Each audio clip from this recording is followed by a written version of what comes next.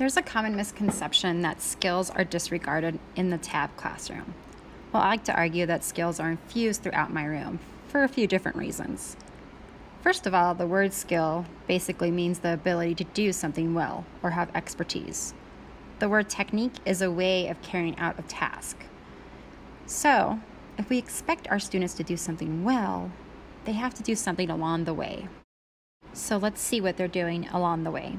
Here's a group of boys today. They are practicing embroidery and stitching on plastic canvases. Here's a girl who is creating a geometric painting. She's trying her best to create new colors for each section so each color is not repeated. She's spending a lot of time looking at color theory and values in colors. The student next to her is working on making clay creatures.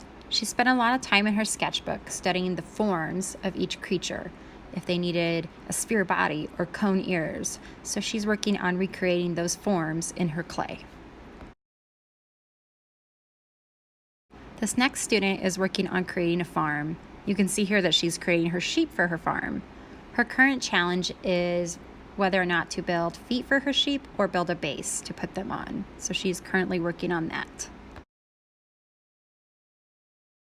This student is creating a heart-shaped pillow. She's making this as a gift for her father, who was involved in a bad accident. Right now, she's creating a bow using ribbon to stitch to her pillow.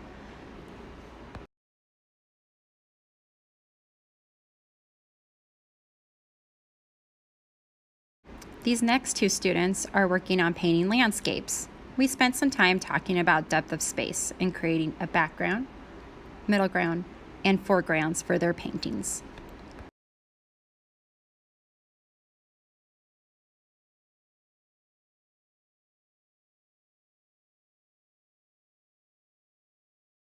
These two students are working on drawing. One of them is using the Osmo to help him create a gift. The other one is creating designs for new football helmets. We spent some time talking about line qualities and values in the lines that they're making with their drawing. This student is painting her clay. You can see her clay coil bowl there. She spent a lot of time perfecting her techniques in making coils.